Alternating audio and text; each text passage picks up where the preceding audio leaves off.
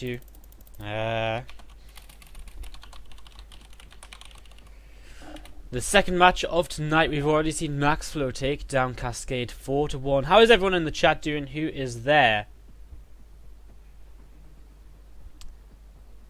And we're going to get into our second match here very, very soon. It is going to be Deluxe versus Uthermal, the starting players for Missing in Action versus AT Gaming. We're just having a discussion about whether either teams will have observers or not.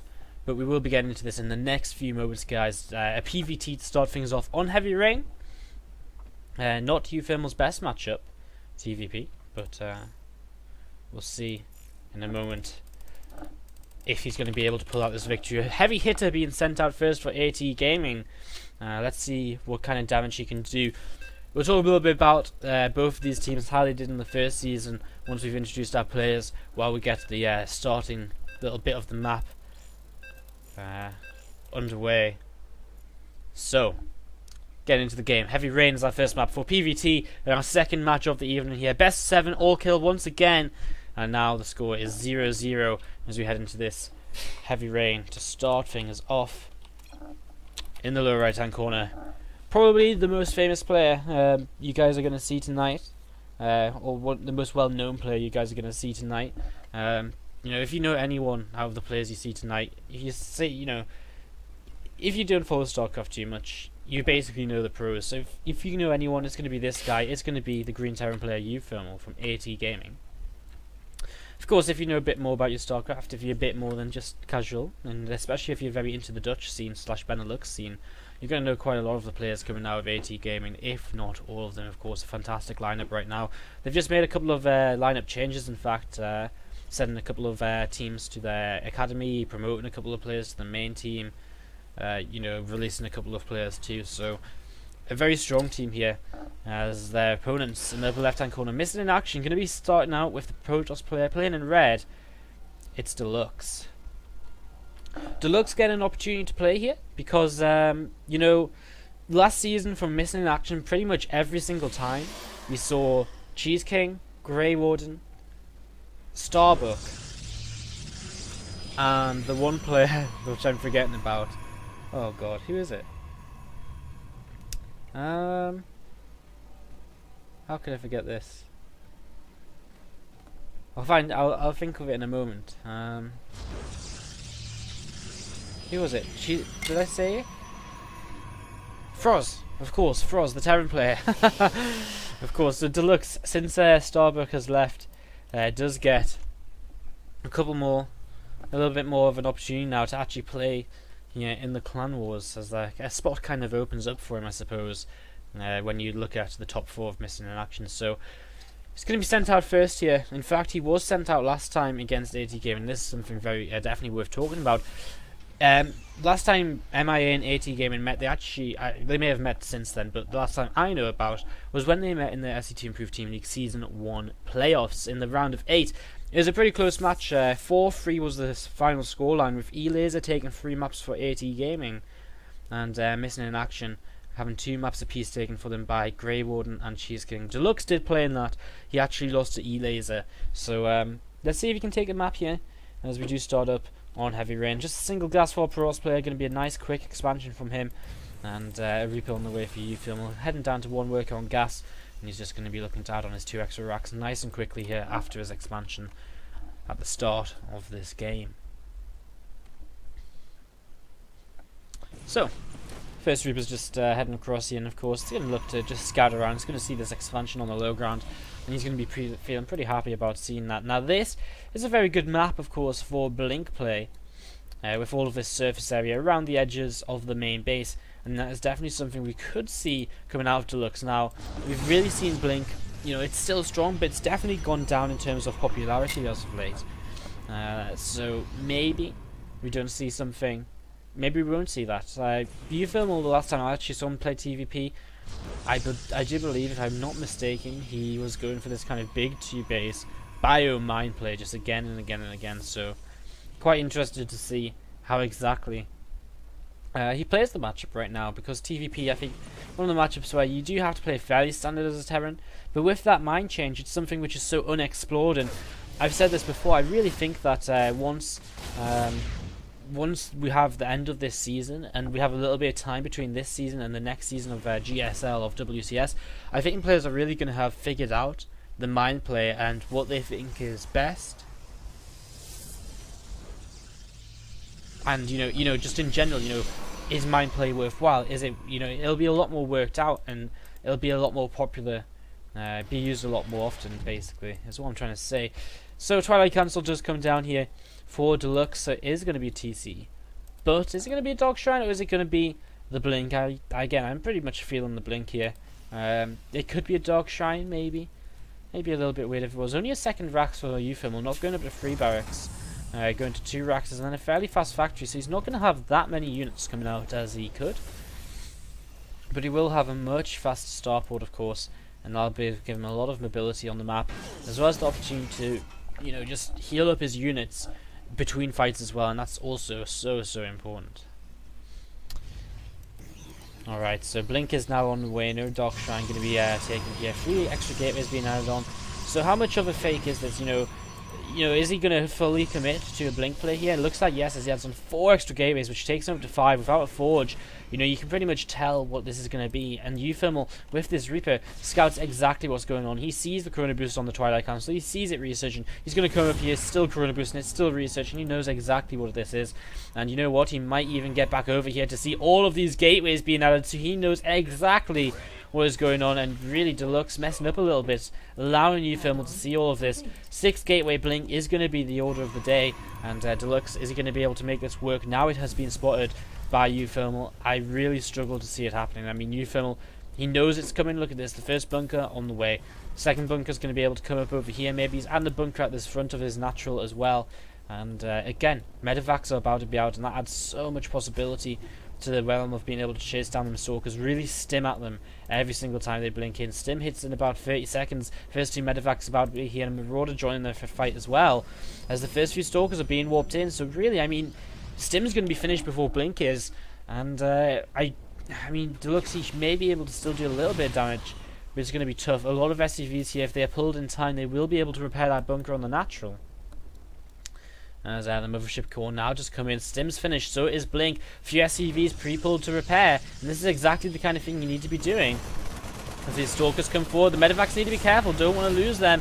And here we go, Time Warp comes down, but there's going to be a stim in from Euphemal. He's just going to try and come in and take this out. He targets down the Mothership Core, and that goes down pretty quickly. He's just going to trade against these stalkers. Another Marauder coming in, being slowed by the Time Warp. And is Euphemal actually going to have enough to push this back? He looks as though he might just about have enough. These 2 Marauders being saved by some drop micro, and some more Marines on the production tab coming in. Really nice control by Euphemal, keeping his Marauders alive. Pushes this back with, kind of just makes it look easy, but I mean, it was pretty darn close. I mean, when you consider it, if he didn't have them extra Marines running in, if he wasn't on top of his production 100%, game would be over right now. He would have just lost to that. So Euphemal, pretty sick hold here, and his opponent continues to warp in. A nice scan, really revealing exactly the plan here. Now Euphemal only has to worry about the front, of course. He knows that Mothership Core has gone down. There's not much of a worry for him here anymore.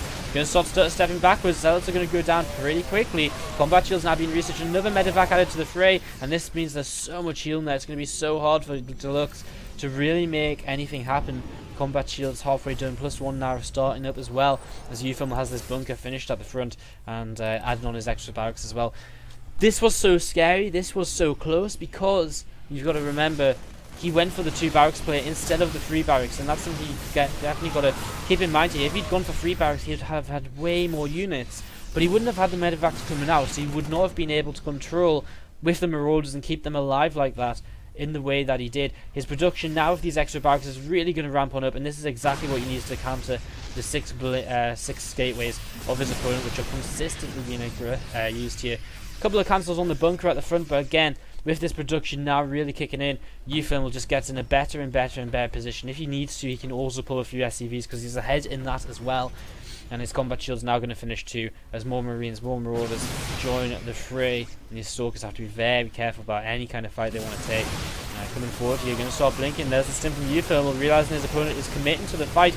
The healing power of the medevacs just keeps this so this army alive for so long, and you can see just pushes it back so easily. Just the few marauders that are in there really add so much to this. Concussive shells now being researched, 3 marines being added at that time, as well as a marauder, and the medevac count is just a bit ridiculous right now. 8 medevacs, about to be 10, adding on some mines as well. Bunkers once again here, he's going to try and target it down once more, but this time with this army position he's really not going to be able to. And a couple of stalkers losing their shields and a little bit of HP there as they do poke on forwards, not really achieving too much right now. So Thermal staying alive, a very solid hold. I mean, Deluxe is so all in with this. You know, there's like literally no coming back. He's still not getting upgrades. +1 going to finish for Thermal here in the next 10 seconds, and again that's going to be another little factor, which is going to be, you know, him just getting a little bit more ahead. And mine getting a little bit out of position, going to reposition, so it's going to be even harder to you know, just avoid it completely, and he's going to have to maybe blink away from that very consciously to make sure he doesn't take too much damage. And there we have the blink away. So that'll negate that mine for a little while here. Another mine is looking to come into position from behind. That will get into position there. Will Thermal hold once again here? This is a lot of stalkers, but remember, no +1 means they don't do that much damage, and this time the stalker will go down to their mine as well. Thermal knows this is still very all in, remember. He knows, he can see the number of stalkers coming towards him, and his supply advantage just continues to rise, and with the +1 as well. 14 medevacs in the sky. Third base on the way too. Looks as though he's now going to stim out here, and he's just going to take this fight. Stutter 7 into the stalkers. It's kind of hard to see it here with all of the medevacs overhead, but there's just so much bio underneath them. And look at this, even mana muling as these stalkers get chased away. Going to come back to their reinforcement pylon here. This mule actually going to end up going back to mine. Deluxe with a sad face, and tries to blink away there, but lost a bit of a stalker. I don't know if a stalker died or if one of them just lost a little bit of a piece of their armor there. Either way, I'm pretty sure one did die. So, I mean, still just trying to blink around here. Pylon may go down. If the pylon goes down, I mean, goodbye warpins. One of them gets cancelled there, and Thermal just splits into a bit of a better concave. Mines continue to do damage, and Deluxe finally realizing he has no chances left in this game. GG's out, and AT Gaming with Thermal as their starter do take game number 1, and a very a really sick just opening game there from Thermal. Solid defense. The micro in that first engagement, just top notch. You know, again, keeping on top of your production like that is so hard when you're microing to the point where you're literally lifting up single marauders in your medevacs to keep them alive in the fight and to keep that DPS output. And that was so important for him to hold on with only 2 barracks worth of production against the 6 gateways. So I'm going to be getting into game number 2 here in just a few moments time of AT Gaming versus Missing in Action. AT Gaming currently with the advantage. They'll be Missing in Action, who are going to send out their next player here in just a moment's time. They've got Grey Warden here in the chat. They've got Froz in the chat as well. I don't see Cheese King just yet, so we'll be looking to get into this second game very soon, guys. It shouldn't take too much longer. Should just be a few more moments here. And Deluxe says, "Why did I go blink? Sad face." I feel like it did nearly work. It was definitely close. Just Thermal too good, man. Thermal too good. Alright, well, Froz just came out of the game, and it may very well be Froz and Terran player to go up against Thermal in the TVT. So we'll keep an eye on this chat and see what's going to happen. While we're waiting for that next map, guys, if you're interested in finding out more about the SC2 Improved Team League, you can type !Team League into the chat. It will take you to our website, SC2Improved.net. But more specifically, it will take you to the homepage of the Team League. It will take you to this page right here, which is where all the news and stuff comes up, and you can find everything from the links at the top. News, you know, rules if you're interested in the rules for some reason. You can find the full list of teams. You can get a link to the Liquipedia here. VODs, there's none there just yet though. Most importantly, the match calendar, so you can see every single game which is going on every evening. As you can see, I mean, we saw this game take place earlier at Fox against HCT.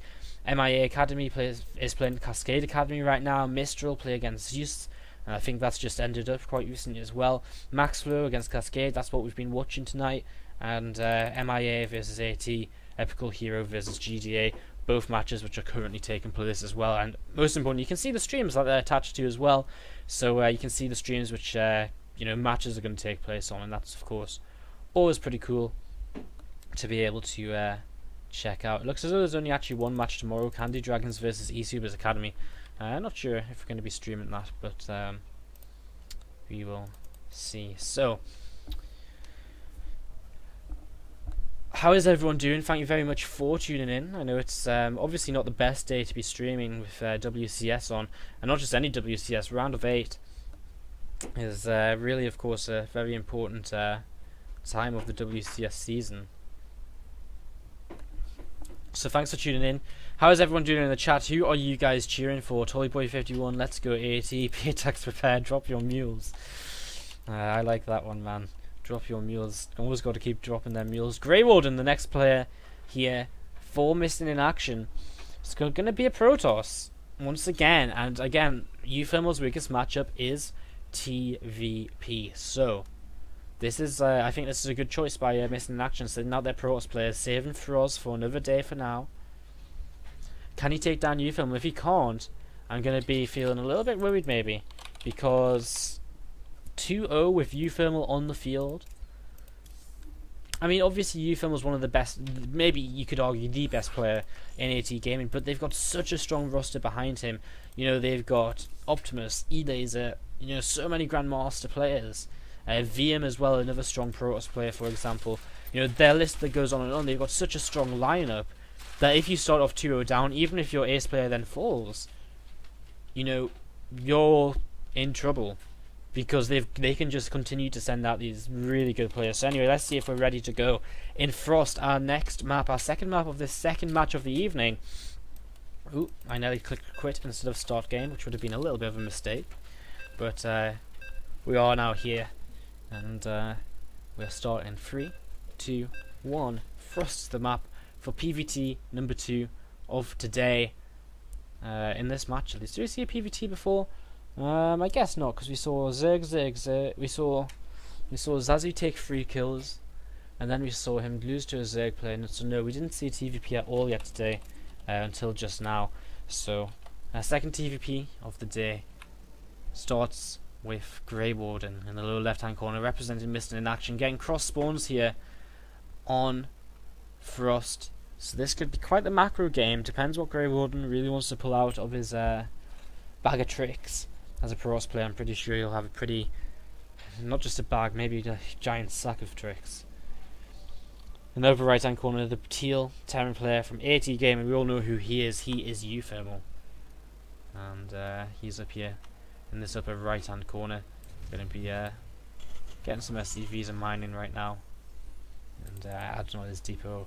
Really important not to wall off on this map. If you wall off on this map, Stalkers and a Mothership Core aggression on the low ground can just pick you apart very, very easily. So, just good idea not to wall off, and that's why I built this depot over here in a nice position so that if a Zealot comes in, you can actually wall it off a little bit too, and can open it up as well, of course, so you can surround the Zealot when he wants to. So, Tames178 is cheering for AT Gaming, Raspberry cheering for Froz, and so is Elephant. Froz is playing Go for SC2. That's probably why we're not going to see Froz for a little while then. Well. Grey Warden is going to be the first player to scout here. Interesting, Ufilmal actually goes for CC first here on Frost, so I quite like this. Let's be realistic. Is the Protoss player going to proxy 2-gate you on Frost? No. Are they going to be aggressive with a Mothership Core Stalkers out push?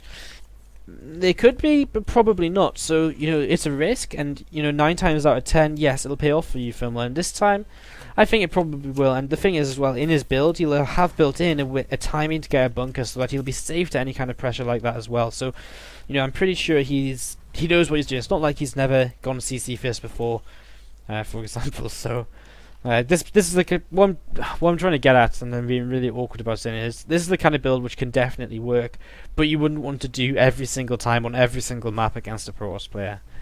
So it is spotted here, and then immediately this probe comes in to start harassing just a little bit. And SCV already on the way out for Ufilmal, and he does turn that around to be able to help out his other little SCV buddy and We have a battle of the workers going on right now. CC delayed by just a few moments. Another SCV on the way down. And these SCVs do just swap over now. There's Grey Warden. Heads back out on the map with this probe. Tickles that SCV just a little bit. But not too much else. Going to take this tower and gets himself a bit of map control. He of course knows this is cross spawn, so UFM will yet to realise this as he comes to the bottom right first, and his vision shows him no Protoss player up here, and so or down here, and so he's going to head across to the cross positions right now. 3 Marines out, bunker on the way. Again, if his opponent had tried to be aggressive at all, it wouldn't have worked out too well. Look at this, a Twilight Council. Now the Nexus is about to complete. This is a much faster Twilight Council than what we saw from Deluxe in that last game. So this could very well be a DT rush just because of the speed of it. If not, it's going to be a very quick blink. And he may just try and hit very early. There's a robo facility, so it's going to be DTs with a warp prism to get them into the main base. And well, this could be a little bit tricky. Twilight Council's going to finish up. Are we going to see the T Shrine? Yes, we are. Over in the bottom right, and this is really nice as well, because you got to think, you know, Euphemal, he's not yet scouted his opponent. He got this far across the map, and then apparently he died. But what did he die to? Mothership core? Wow. So he's got no scouting. He doesn't have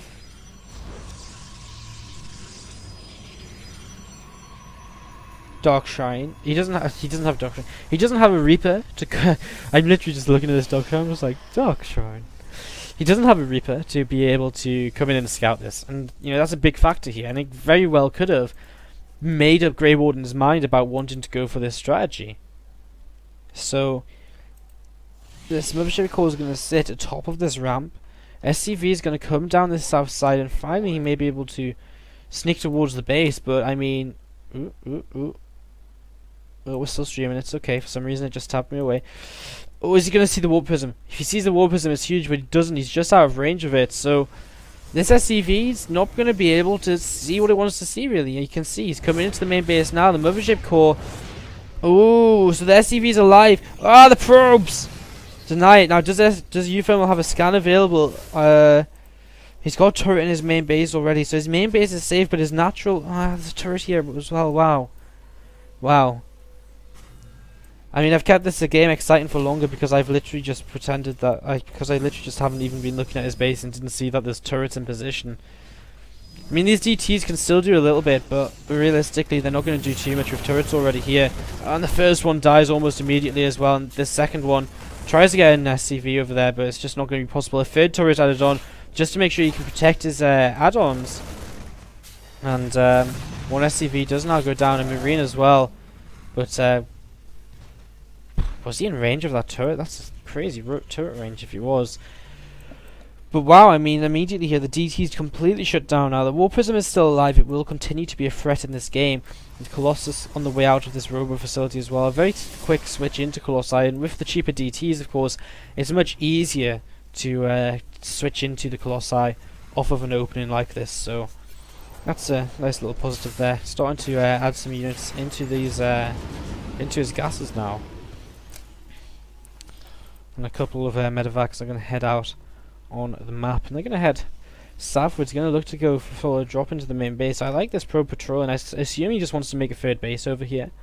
But it'll also allow him to quite quickly spot any kind of drop if it flies right overhead. However, of course, Euphemal, one of his main targets, as soon as he sees this third base, he may not even go into the main. He may very well just drop the third base and just kill that off, because there's actually no units right now. I mean, we've got 4 warp gates. None of them are really being used currently. And Euphemal just spot this third base, and again, there's just nothing here to realistically be able to kill this off. Now, killing the third base does give Grey Warden the warning he needs to be able to position his units against a drop, and he's going to lose a pylon here as well. He's got a second Colossi on the way here in a moment, and now lifting up, now going to come into the main. Phone overcharge can go down. And he may very well use that here. 2 Colossi is going to be very hard to fight against. Euphemal picks up immediately when he sees the Colossi. Doesn't lose a single Marine. And Again, just keeping the pressure up with these drops is so important. Sending another 2 medevacs across the map, spotted by this tower holding though, and that's very nice, of course, being able to see exactly where his opponent is moving. And Uthermal is currently on going up to 4 barracks now, adding on a Ghost Academy too. I mean, I'm not too sure about the Ghost Academy. I mean, he's seen Colossi, he's rebuilding Vikings, and he's already going for Ghosts. It just seems maybe a bit too early. He's got no third base. I suppose he's probably going for some kind of big SCV pull off of 2 bases, with Ghosts included. Has to be very careful of these Colossi, remember. With pretty much a heavy marine army like this, it's going to be very difficult to really fight in. There's not that much army here for Grey Warden though. You know, he's only got 2 Colossi and, you know, this Archon and a handful of Zealots. You know, there's really nothing to tank if you can actually break through, and the third base goes down. Uthermal very smart not to chase any further. He doesn't want to walk into too much of a bad position. Continuing to rally up the ramp. These mines were actually very useful in zoning out the Protoss army. Mothership Core doesn't really have any energy right now either. Ooh, he thinks about coming up the ramp here. He's going to burrow these mines, and one of them is going to go off. It's going to get a pretty good hit off on whatever it hits. It's going to hit the Archon, which pretty much kills it while it morphs in. And there's just nothing to really tank for these Colossi at this point. A couple of Vikings are coming forward, and they were doing quite a bit of damage to the Colossi already. The shields are pretty much all gone from there, and I mean the opening from Grey Warden with the DTs just has not done enough, and since then Uthermal with this aggression has just done a fantastic job as he sim forwards. He kills both the Colossi at the same time, and he has broken the natural, and he's going to take his team up to a fairly quick 2-0 lead here in this game. The Warp Prism for Grey Warden, something he maybe could have used to distract Uthermal and stop this attack from happening, but he just did not, and Uthermal takes game number 2. And AT Gaming up 2-0 now, looking to be in a very good position here against Missing in Action. Guys, we're going to take a very quick commercial break. It's been about half an hour, so we're going to be right back while we get game number 3 set up in this best of 7 all kill. Don't go too far, because we shouldn't be too long, and when we come back it should be a pretty awesome game. Hello guys, welcome back to SC2 Improved Team League Season 2. We're in the middle of AT Gaming versus Missing in Action. We're going to get into number 3 right now. It's a TVT. It's going to be Yonsu, as in the upper right hand corner we have from Missing in Action, it's Froz. On the lower left hand side of the map, the green Terran player representing AT Gaming, it is Uthermal. Let's see if he can take a 3rd map in a row here as his opponent opens up with the gas first. Uthermal just throwing down a barracks of his own though, so 2 different openings right from the get-go here. Let's see how this is going to turn out.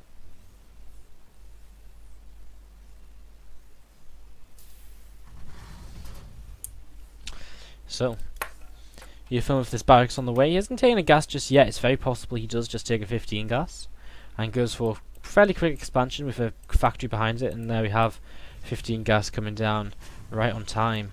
And Froz at home again, gas first into this barracks. He's going to build his factory almost immediately here, as he's going to look to get aggressive. And the difference between these builds, of course, Uthermal will have a much faster command center, so it's really up to Froz to find a way to do some damage with his build so that he can, you know, stop Uthermal from having too much of an economic advantage here. Froz with quite a few minerals right now, but that's because he's about to start up his own orbital command center. And there we have it, and there's his factory coming down as well, so a lot of his minerals getting spent very quickly there, as Uthermal just rallies out his marines at the front and just rallies them over to the very obvious Reaper jump up position. He comes into the main base now, sees his gas first, and he knows exactly what he's playing against, at least for now, and keeps his SCV in here. So he wants to keep this SCV here as long as possible, it seems. Maybe try and spot if the second gas has been taken, and he's not going to be able to spot that as he changes direction at just the wrong moment, and now he still doesn't spot it in the end. A little bit of a mistake, if I do say so, by Uthermal. He could have spotted that second gas and had a little bit of a better idea about what exactly was about to come up from his opponent here in this game. So the command center's on the way down. We have a reactor on the way from the barracks, and it looks as though Uthermal's going to add on a factory as well to continue on in this game. So he's you know, this is pretty standard from Uthermal. You know, wouldn't expect too much different. He's actually going into a second gas as well, which means he could go straight into tanks if he wants to, and probably go into Vikings as well. just off of a faster command center basically. Froz looks as though he wants to open with the Cloak Banshee. Just the starboard about to finish building is about to go in on top of the tech lab as well to start up the Cloak, start up the Banshee as well. But UFIM should have a pretty good idea that something like this is coming, and will probably be able to just add an engineering bay and deflect this, or otherwise save a scan so he can deflect it with his Marines. Wouldn't be surprised again if he does build that starport now and he does go straight into the Viking. He looks as though he's adding a tech lab to his factory. He may try and go into kind of a counter Cloak Banshee himself, but again, you know, yeah, I think he might just make a Viking for save. It's kind of hard to say, you know, it's kind of hard to think what exactly is he thinking. He does move that factory away, so he's going to land his starport on the tech lab. He's got a lot of Marines coming out here, so he might just say, well, I feel safe enough right now with this number of Marines. I don't really need a Viking, so he may just go for his own Banshee straight away here. As you can see, his gas is pretty much there to start the Banshee and the Cloak.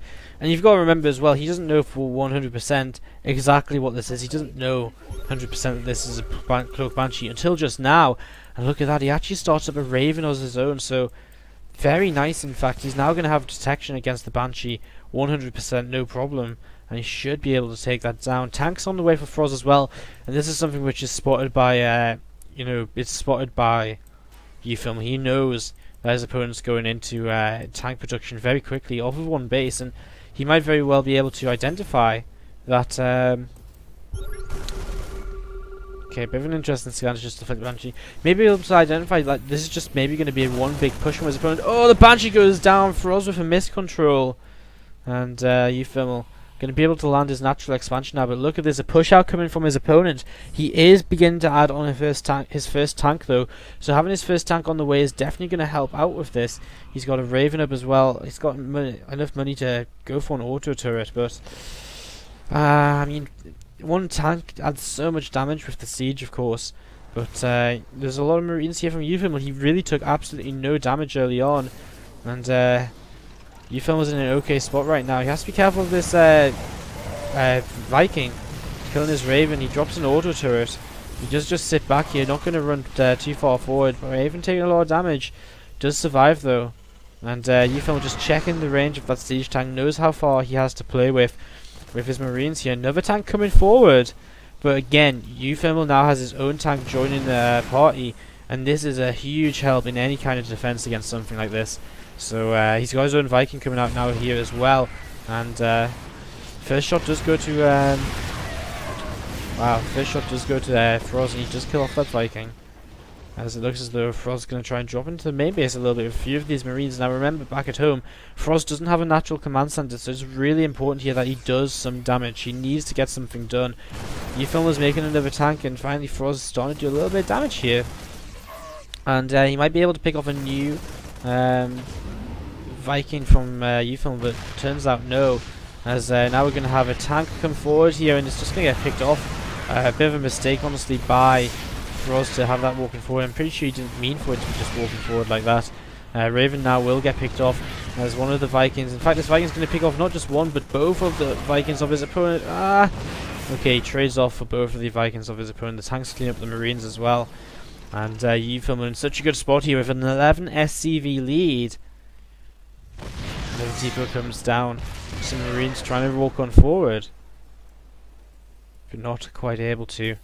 Another tank coming forward here, and oh, it needs to be so careful about his positioning with that. As these tanks, they move back a little bit, and Froz is moving forward with a tank and a couple of SCVs, but a couple of Marines, but it's just not enough, and now he loses that tank again. He's just losing so much throughout the game, and with this kind of build you really just need everything. You know, the Banshee being lost at the start was the biggest loss, and he's lost his Vikings, of course. He's lost a couple of tanks already compared to UFIM. He's only lost the Vikings, and that was trading with the Vikings of his opponent. It makes such a huge difference, and now UFIM kills off this Viking, and now UFIM is in a pretty good spot because he's up 13 SCVs. He's got an expansion for us, only just morphing in his own orbital command right now. He does have a little bit of map control for now, but not for very long, and UFIM was actually just going to move along this side of the map and go for a bit of an attack now. Froz is maybe not expecting this at all because he's just sat here. He doesn't really want to move in towards UFIM's base because he's just expecting tanks to be there. And because he's just expecting tanks to be there, he's not expecting Ufilmel to be on the other side of the map at all. You know, he just doesn't expect this kind of move out. And now he's going to move in. This tank is not sieged from Froz, and Froz is in trouble. He's going to lose one tank here immediately. We're going to see the rest of these tanks now sieged up. These tanks are going to try and run in from Froz to try and save the day. Is it going to be enough, though? I don't think it is. Mules are being pulled off the line. Ufilmel turning around with his tanks. He actually loses all of his own tanks. And his Marines are on very low HP here. They will all get cleaned up, and Froz holds on. But he had to pull his mules, and he lost a fair bit there as well. A handful of SCVs. And Ufilmel on 53 SCVs to 24 is a pretty decent lead for him in a mirror matchup at all things as well. Now Froz has a slightly faster stim pack here, but Ufilmel has combat shields and stim starting at the same time, and a third command center, as well as a couple of bunkers at the front of his base, just in case his opponent goes for the counterattack, which is definitely a possibility here, considering how good of a position he is in.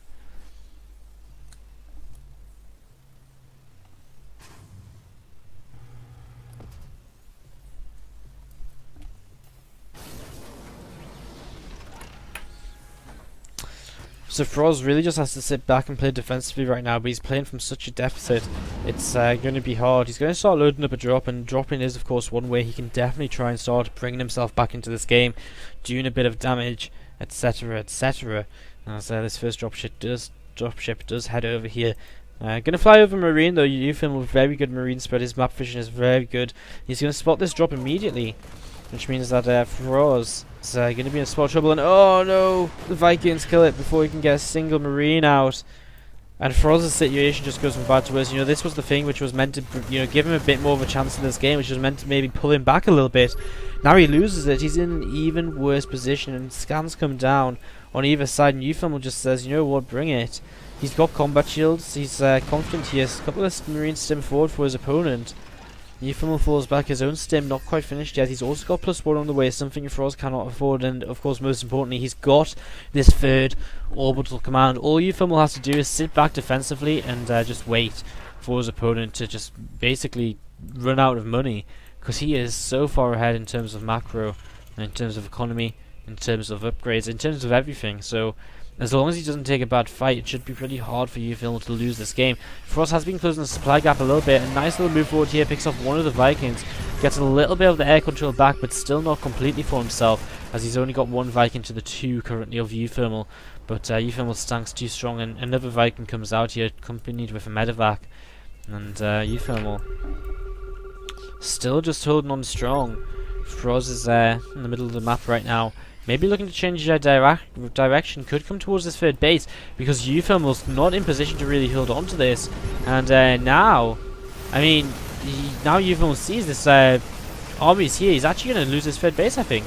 I don't think there's a way for him to be able to hold this off, and he's starting to drop his units, and they're just out of position, and he loses the third orbital command. At the same time, though, a big drop for Ufilmel comes into the natural of his opponent, and this is much more of an issue for Froz than it is for Ufilmel, because losing that natural command center means he's only on one base. And this is why Ufilmel is maybe not so worried about this either. Stepping a few units forward, you know, he really doesn't have the number of Marines he needs to fight this. The orbital command does go down over here. Ufilmel just doesn't quite have enough army to fight, because a lot of it is in the siege tanks, which is just out of range a little bit. And well, these few units are moving forward a little bit. Some tanks are going to siege on the low ground. Some more tanks are going to siege up here as well. It looks as though Ufilmel's okay though. He's keeping these units just here. Doesn't want to run into the main base of his opponent at all. And Froz just gets out of there. And Ufilmel going to find himself a tank on this low ground as he gets away with his couple of medevacs units. And now Froz pulling all the way home, but surely he's just coming home so that he can break out of his base and just pull absolutely everything and go, because he's running out of mining on his main. He just doesn't have enough SCVs. He doesn't have another command center to make any more from, to send any of these SCVs to. And he's just grouping up with everything, pulling the SCVs as well. It's just going to be one big attack from Froz to try and take this game. But Ufilmel is in too good of a position. I think 100 army supplied to 65, +1 is finished for him as well. He's got more workers than his opponent too, on top of all of this. However, we might end up at a bit of a base trade, because look where both of these armies are going. this army of Frost just once again heading towards the main base of Eupham. He's got a few units here, he's got a single tank, but it's not going to be enough to completely send his opponent home. And Scan coming forward here. Froz, he doesn't really care about his base anymore, you know, he is all in. And we're going to see both of these players starting to just doom drop on top of their opponent's bases. So this turns into a bit of a funky base race situation. And you know, this is possibly the best possible thing Froz could have asked for in this game, you know, to go into a base race, because maybe now he can force a mistake out of Eupham, a mistake which was not previously going to come out of him. As you can see, Eupham, actually for Froz as well, you've got to remember, he's also already got his SCVs over here. Not that he can build any more buildings, so not lifting anything up just yet, though. There are some Vikings which can chase down building units for, or floating units for his opponent. Froz continuing to stim and stir step forwards. A few SCVs still killing things off, but I think Eupham just has too much. And the base race is never going to get to the point where Froz would be able to force a mistake, and there we go. GG, and Eupham takes his third map here, so the second. Time tonight. We see a team go up 3-0. Are we going to see a comeback once again? Or are we going to see Eupham will complete the all kill and make it so that we've had 3 all kills already in the first division out of 4 matches? We'll be finding out here very soon, waiting for map number 4, player number 4 from Missing in Action. I'll have to send out someone else here in just a few moments time. And don't quite know who that is going to be. So we'll be taking a quick break here, guys, while we get game number 4 of these two teams, between these two teams, set up. And get into, and we'll be continuing on as soon as possible. So don't go too far. And if you're enjoying the stream, hit that follow button. And we'll be back here in the very near future with game number 4. Will Eupham get his all kill, or will one of the MiA players start a little bit of a comeback? Game number 4 between Eupham and Killer 5 in AT Gaming versus Missing in Action. In the upper right hand corner, the green Terran player, AT Gaming's Eupham, going up in a TVT cross map on Altazim Stronghold against Killer 5.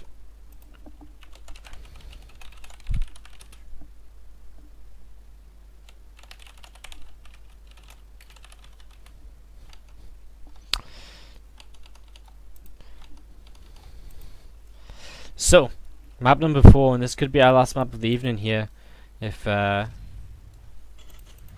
was able to take this. Going for command center first, adding on the barracks now. And Killer 5 starting to scout out his opponent. Going to be checking bottom left first, doesn't see too much, and now he's going to head up to the cross positions to see that these are cross spawns.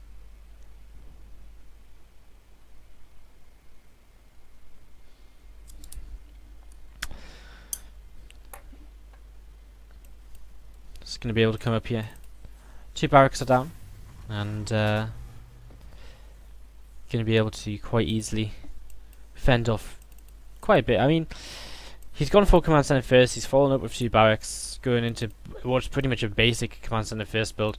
This gas from Killer 5 was pretty quick, of course, because he was going for a Reaper, so he's now Reaper expanding. However, I mean, the Reaper, will be able to do a little bit of damage. It's spotted now by Eupham, so he knows a Reaper's on the way, and he knows just to be a little bit more careful about where he positions his Marines. So he shouldn't really take any damage from this Reaper at all, as now he continues to move across the map here, and as it moves across the map, he'll jump into the main, but should get deflected pretty handily here, as Eupham is going to have 2 to 3 Marines already out.